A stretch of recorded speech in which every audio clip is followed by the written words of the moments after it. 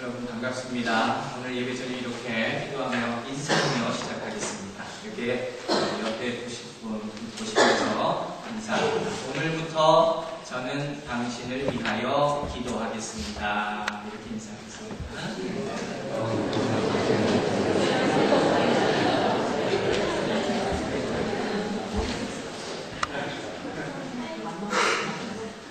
약속들을 지키시기 바랍니다. 한국 기독교사를 보면 소위 말하는 기적을 일으킨 위대한 종들이 몇 분 계셨습니다. 그런데 그중 예화로 가장 많이 이용되는 분들 가운데 한 목사님이 어떤 분이시냐, 바로 김익두 목사님이라는 분이십니다. 연세가 좀 드신 분들은 아마 여러 차례 들어보셨을 것입니다. 저도 뵌 적은 없습니다. 그런데 수많은 설교 가운데서 이 김익두 목사님에 대한 말씀이 굉장히 많이 증거됩니다. 이분이 얼마나 위대한 일을 하셔서 이렇게 많이 인용됩니다. 이분 젊으셨을 때 안전뱅이를 일으키는 역사를 행하셨다는 것입니다. 오늘 우리가 읽은 본문과 아주 꼭 맞죠. 근데 이분이 처음 이 안전뱅이를 외로와 집을 왔다 갔다 하는 사이에 안전뱅이 경찰집 그분이 앉아있는 걸 보고 언젠가는 내가 저걸 이렇게 해야지 이렇게 생각하고 있었을 거야. 그러다가 어느 날 나를 잡았습니다. 그래서 그 앞에 환자 앞에 가서 앞뒤 좌우를 싹 살폈습니다. 그리고 아무 사람도 없는 곳을 확인한 후에 미소를 싹 짓고 기도를 하기 시작합니다. 여러분, 왜 이분이 이렇게 했을까요? 왜 앞뒤 좌우를 살폈을까요? 혹시 사람 많은데 기도했다가 안 일어나면 무슨 창피입니다. 어쨌든 아무도 없는 것을 다 확인한 후에 이 김익두 목사님이 기도를 합니다. 어떻게 기도했을까요? 나사렛 예수 그리스도의 이름으로 명하니 일어나 걸으라, 이렇게 기도를 합니다. 자, 그러니 어떤 역사가 나타났겠습니까? 이 안전뱅이가 일어났겠습니까? 어떻게 됐습니까? 안 일어났답니다. 그 대신에 나사렛 예수 그리스도의 이름으로 명하노니 일어나 걸으라 하니까 이 앉아있던 사람이 뭐라고 하냐면 모여, 이렇게 대답했다. 여러분, 이 목사님 얼마나 낙심됐겠습니까? 얼마나 얼굴이 끈끈했겠습니까? 이 목사님은 그렇게 생각합니다. 내 믿음이 이거밖에 안 됩니다. 그 즉시 회개한 거죠. 더 놀라운 것은, 그리고 그 순간부터 금식하고 다시 기도하기 시작했다는 거예요. 그리고 얼마 안 가서 다시 기도할 때 안전뱅이가 일어나는 역사가 나타났다는 것입니다. 여러분, 이 모습이 우리에게 나타나기를 원합니다. 정말로 우리에게도 이런 능력이 나타나기를 원합니다. 오늘 이 본문은 초대교회의 첫 번째 기적을 보여줍니다. 우리가 이제까지 본 사도행전 1장과 2장을 보면 교회의 시작에 대해서 나타나고 있습니다. 그리고 사도행전 3장부터는 이제 우리의 교회의 모습, 그림으로 나타나는 교회를 우리가 볼 수 있습니다. 즉, 다시 말해서 움직이는 교회를 우리가 지금부터 볼 수 있는 것입니다. 그리고 그 교회, 초대교회가 첫 번째 한 일은 무엇이냐? 바로 안전뱅이를 일으키는 역사였습니다. 여러분, 얼마나 놀라운 사람입니다. 여러분, 교회는 유기체라고 합니다. 살아있는 생명체예요. 가만히 있는 것이 아니라 뭔가가 일어나야 한다는 것입니다. 그뿐만 아니라 또 우리가 교회를 뭐라고 칭합니까? Non-profit organization이라고 하지 않습니까? 모든 사람들이 구성원이 모여서 조직을 이루고 있는 그룹이 또 교회라는 거예요. 이렇게 모여서 조직을 이루면서 살아있는 생명체를 이루는 것, 이게 교회를 기억하시기 바랍니다. 교회는 가만히 있으면 안 되는 겁니다. 뭔가 움직여야 되는 겁니다. 그러나 그 가운데서도 무엇이 약동해야 됩니까? 바로 하나님의 성령의 역사가 약동해야 되는 것입니다. 하나님의 말씀이 능력으로 나타나야 되는 것입니다. 그것이 살아있는 교회임을 명심하시는 여러분들 되시기 바랍니다. 초대교회는 이와 같은 기적으로 시작됐습니다. 자, 그렇다면 우리가 먼저 본론을 풀어봅시다.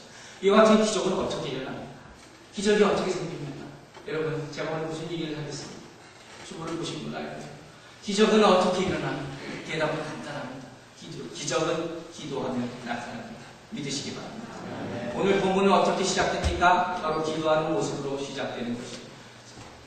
오늘 본문 3장 1절 함께 다시 읽겠습니다. 3장 1절 합니다. 읽습니다. 시작. 제9시 기도 시간에 베드로와 요한이 성전에 올라갔어요.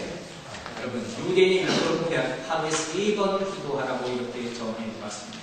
요새 시간으로 따지면 아침 9시, 12시, 그리고 3시 이렇게 3번에 걸쳐서 기도합니다. 그래서 이때가 되면 이들은 하던 일을 잠시 멈추고 예루살렘 성전을 향해서 기도하는 거예요.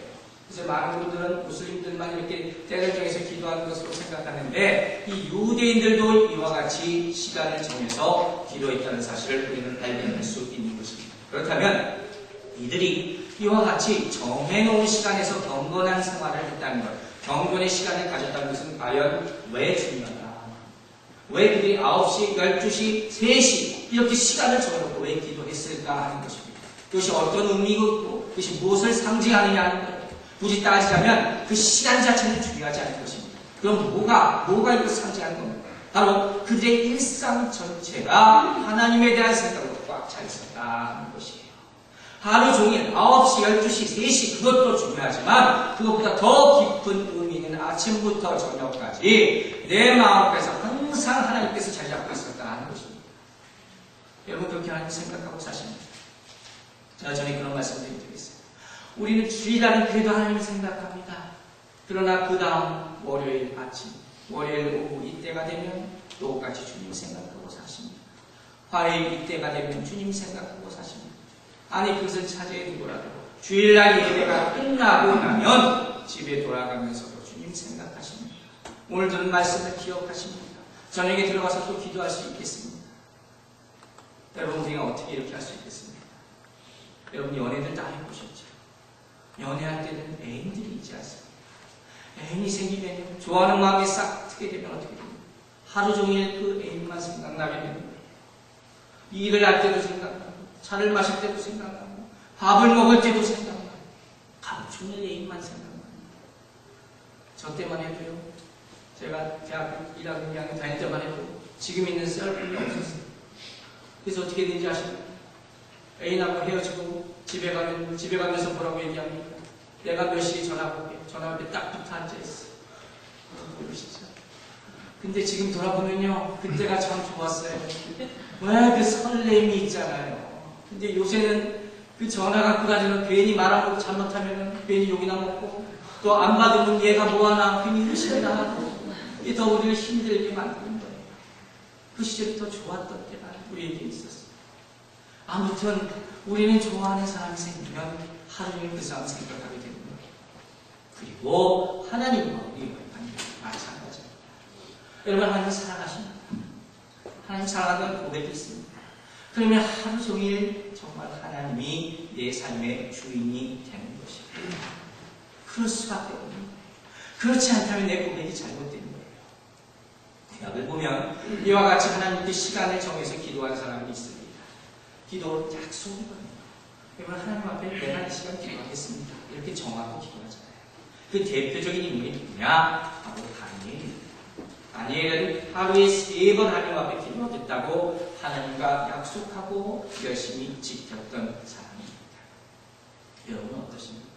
여러분 그렇게 약속하고 하나님 앞에 엎드려 기도합니다. 우리도 약속은 굉장히 많습니다. 세상 살다 보면 수많은 약속을 합니다.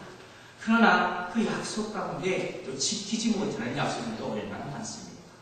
지키지 못할 약속하는 것도 잘못이고 또 약속했는데 지키지 못하는 것도 또 문제가 있는 것 아닙니까? 그런데 한번 가정을 봅시다. 우리가 대통령 만나기로 약속을 했어요. 그럼 그 약속에 우리가 어떻게 하시겠어요? 아마 무슨 일이 있어요?